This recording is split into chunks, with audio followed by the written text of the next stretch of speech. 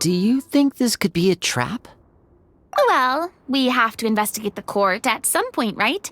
Meeting the king himself would be a fantastic opportunity to do that. I say we go for it. If something happens, we'll just turn the whole place upside down. That sounds a little intense. After a quick discussion, you nod to the guards and agree to follow. They lead you all the way to the audience hall of the palace. Gilded tables line both sides of the hall. The space itself is adorned with all manner of expensive antiques, glass shelves, and silver candlesticks. The items appear quite ordinary in size and dimension, yet their presence somehow makes the emptiness of the hall feel even more surreal and ominous. Wow, it's so luxurious! The elderly king, clad in a magnificent robe, sits upon the deep crimson throne before you. He wears above his head a majestic crown, with a gemstone the size of a bird's egg set right at the very front. As you observe it, you see a complex pattern of light reflect off its surface. Ahem! They're here, Your Majesty. A man dressed in dark clothes, likely a minister, shields his mouth with his hands and bends down to whisper a few words to the king. After a moment, he lowers his hands and stands back up. His gaze shifts to fixate on your group, but he does not move from his place at the king's side. The king does not appear entirely aware of his surroundings. The man by his side, though. We should keep a close eye on him. The king remains still and says nothing. The minister is the one who speaks. Esteemed guests, allow me to thank you for coming to our faraway kingdom. Unfortunately, His Majesty the King finds himself quite exhausted from work, so please allow me, his Prime Minister, to welcome you in his stead. I've heard tell that your group, the Marechaussee Hunters, used your exceptional ability with the sword to repel the monsters near the capital. Such a great deed deserves to be rewarded. However, seeing that I was not fortunate enough to observe such a feat with my own eyes, you'll forgive me for seeking to verify the truth by speaking to you myself. Well, we've got nothing to hide. You brought us here to talk, right? So we'll just explain what happened.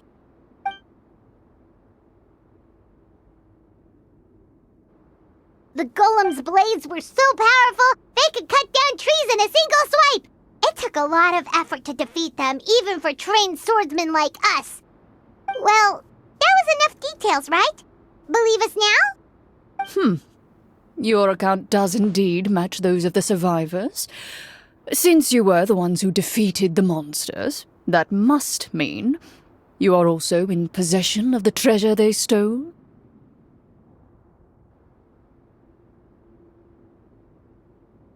Well, we did take the treasure, but... How did he know about the treasure? Then I must ask that you return it at once. It belongs to the kingdom. Wait, but didn't you just say that our great deed deserved a reward? Shouldn't the treasure be considered a part of that?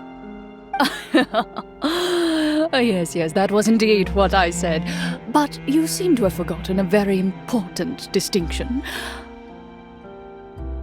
Only that which is freely given by the king can be considered a reward. Taking the rightful wealth of a kingdom without said permission, on the other hand, is a crime. But that's completely unreasonable. Yeah, that makes no sense! If it weren't for us, the treasure would still be buried underground somewhere! Maybe so, yet the fact remains. You tried to dispose of the treasure without reporting it to the court and without receiving permission, yes? What, no answer? Surely you're not insinuating that you, a group of legendary Marechaussee hunters, sought to take the treasure for yourselves? Well, what about the king? Is he just gonna let this guy talk for him the whole time? Clad in his magnificent robe, the king remains seated, with his hands resting on either side of the throne. His posture is rigid and unmoving. He stares forward with an empty look in his eyes, completely unmoved by the events before him. From the look of things, could the Prime Minister be the evil sorcerer? Or could both the King and the Prime Minister have fallen under the evil sorcerer's control? I would like to observe the number of guards stationed in the hall. The guards in the palace appear fully armed, their expressions solemn. Sensing the tense atmosphere in the room, they stand at the ready, each with a hand placed upon the hilt of their sword, as if prepared to draw their weapons and surround you at a moment's notice. Well, there goes my plan to turn the whole place upside down, I guess. It appears we've been visited by nothing more than a group of ill-intentioned imposters. What a pity. Guards, take them away and throw them in the dungeons. Before I decide your fate, however, I must first determine whether you have any accomplices outside the court. Can't we try to slip away? Or maybe start some kind of riot? But if we try to fight the guards right now... Don't worry. At least we figured out who's behind all this. Let's just play it by ear. If you're scared, Paimon, just hold my hand. Aw, thanks, you guys. You allow yourself to be led away by guards surrounding you on both sides. It's only when you begin to feel drops of water falling from the dungeon ceiling and smell the stench of death and decay all around you that you finally realize you've stepped into a completely different world. Stay here, and don't try anything funny. The guards lock the cell door and leave without looking back. Wait, sir! Your voice echoes through the dark hall, but the only response you receive is the sound of water dripping from the ceiling. No! What should we do now? Carve out a new path of fate with our own two hands, of course. I draw my weapon. You reach toward your waist, but find nothing there. You now recall that your weapons were confiscated before the guards locked you in the cell. The bag of treasure along with them. What about that knife I hid in my boot? When did you hide it in there? When I was thinking about digging a tunnel. Rejected. You failed to inform the GM of this course of action. Moreover, the guards would have conducted a thorough search before throwing you in prison. And the keys to the cell aren't anywhere to be seen? Correct. You don't even feel a lock hole on the cell door. Oh, well, there goes all our plans. Indeed. Huh? Why are you the one saying indeed? Because that statement holds true for me as well. This is where the script ends. What? But that's a terrible ending! Generally speaking, this should be the point where the scriptwriter gives the players some kind of hint, or gives the GM some kind of code for how to move forward. I mean, maybe they just really wanted us to be immersed in the feeling of being in prison? Like, they'll only show us the way out once we've grown truly and utterly desperate? That is a possibility. If only there were desserts and tea in real prison. Oh, wait, guess it's kind of how the Fortress of Meripede works if you're lucky. Oh, before I forget, Navia, the short sword you had with you earlier. I took a closer look, and the craftsmanship doesn't appear to resemble anything from this era. If I remember correctly, that style was last in vogue several hundred years ago. Wait, Cloran said that sword used to belong to her master, right? Does that mean her master has been alive that long? I doubt it. The way she went about things often made her seem childish more than anything. I'd say the sword was most likely an heirloom passed down over time. Hang on. A precious heirloom passed down to you by your master. And you gave it to me just like that? You weren't worried I might lose it? Master left many things to me when she disappeared. There was the sword, an old key, and a good amount of junk she probably just didn't want to take with her. I gave you the sword back then because I didn't want our friendship to end. Wait, when did this happen exactly? After the duel between Mr. Callus and myself. Before that, Clorinde would have meals with us and even stay over at the Spina some days. She was on great terms with Papa as well. After the duel, though, there was a period of time where we simply didn't know how to face each other. She entrusted this sword to me, and never came back. We were both sad, and conflicted, and totally overthinking everything as a result. Whenever I looked at this sword, I couldn't help but wonder, if Miss Petronia had never introduced us to each other at that picnic, maybe part of the sadness I was feeling could have been avoided. Back then, it felt like I hadn't just lost a father, but a close friend as well. No one can change the past. The most important thing is that you two found your way back to each other and can enjoy things like this together. Yep, you're right. I'm sorry, you two. I didn't mean to bring up any sad memories. Think nothing of it. No one here is at fault.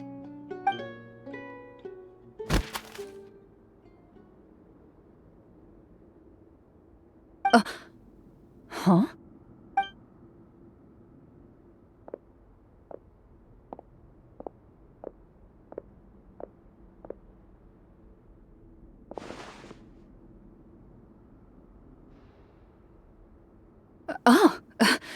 Looks like the next part of our script is here.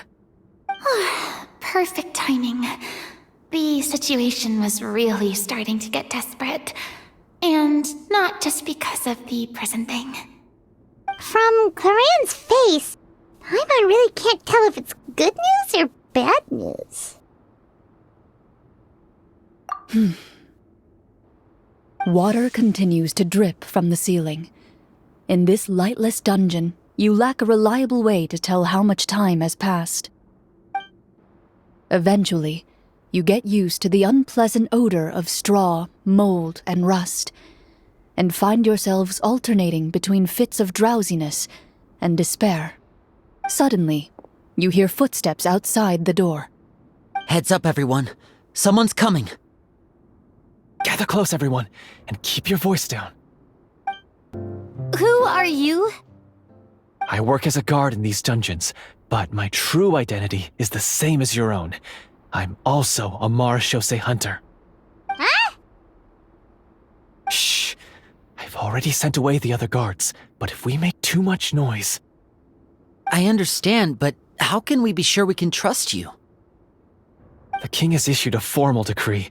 In light of the irrefutable proof of your crime, you're to be executed before tomorrow's sunrise. If you want to escape, it has to be now. Executed? We barely did anything! Monsters appearing at the same location as the treasure. Could this entire thing have been a trap? There will be time for speculation once we're out of here.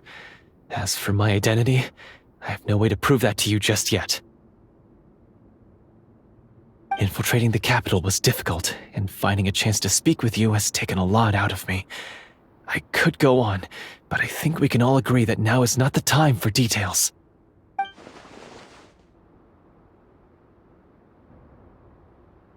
Have you seen our weapons anywhere, sir? Don't worry, I brought them with me. They're just behind the door. Still, these weapons alone won't be enough to defeat the true enemy behind the scenes. His faction is too powerful. The guards are all under his control, and he's even stationed a number of golems in various rooms throughout the palace. To defeat him, you must find a secret vault. It is said that within that vault, the marechaussee hunters of the past left behind a treasure with the power to defeat the sorcerer. You're not coming with us? No, I'll remain in the dungeons to deal with the guards. I'll try my best to distract them so they don't go after you. As long as my identity is not revealed, I'll be able to aid you when the final battle comes. In that case, please stay safe. Thank you for your concern. I will do my utmost. As for the location of the vault, here, This map should lead you there.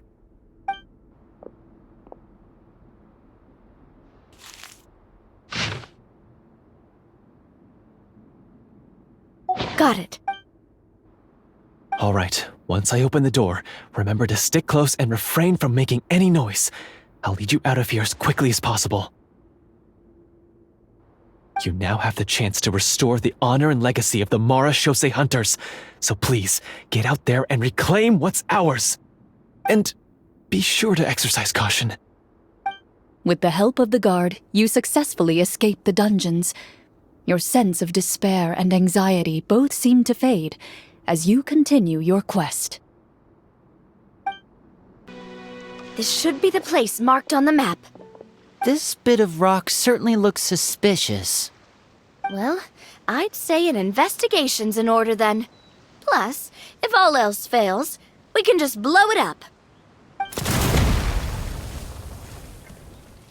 Wow, you really meant that! Before you lies a serene stretch of open water, its surface shimmering a brilliant shade of sapphire blue.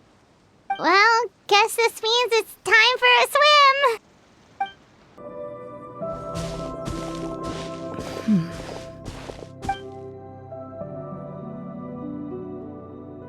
What's the matter? It's nothing. As you step into the cave, you find yourself in an eerily quiet space. Before you lies a narrow passageway that appears to trail off endlessly into the distance. Wow, this must be where the treasure is hidden! But this door is blocking our way in. It almost looks like it's been here for quite some time. I've got to hand it to the tabletop troupe. They really went all out with the props. Huh. What have we got down here? A kind of mechanism connected to the door? It looks like we might have to arrange it into a certain pattern. A pattern on a stone door. That's something Master mentioned before. Is something wrong, Clarant? After a long, difficult journey, you finally arrive at the location indicated by your map. It appears to be an ancient site of some sort, where treasure likely awaits. Your surroundings are exceedingly quiet and serene, as if the secret that slumbers here has never once been disturbed. If you listen closely, you can almost convince yourself you can hear the sound of its calm, gentle breathing. That description makes Paimon feel kinda bad for disturbing this place. We're doing this for the sake of the people, to free them from the evil sorcerer. I say it's time for this treasure to once again see the light of day. Linny's right. We need to keep going. The future of the kingdom depends on it. The next part of the story requires us to solve the puzzle, right? Let's start exploring the area. Yes, that should be fine. Something feels off about all this. Guess I'll just have to improvise. It worked! Something just appeared. Some kind of new mechanism, maybe? By solving the puzzles, you prove yourselves worthy of inheriting the secrets of the past. At the end of each puzzle, you're rewarded with With? a key. Oh, it must be the key to the big door. Huh? This is one of the Mara Shosei hunter keys that are passed down from generation to generation. It looks just like the one Master passed down to me. It is said that 4 keys in total are required to form the final, complete key. And it seems like we just collected 3 of them. That must mean... Huh? What's wrong? You hear a few strange noises. Suddenly, all the torches in the ruin go out at once. Huh? What's going on? Did we fall into another trap? For the sake of immersion, please close your eyes, everyone. Without the torches, the space is now completely dark, and you cannot see anything.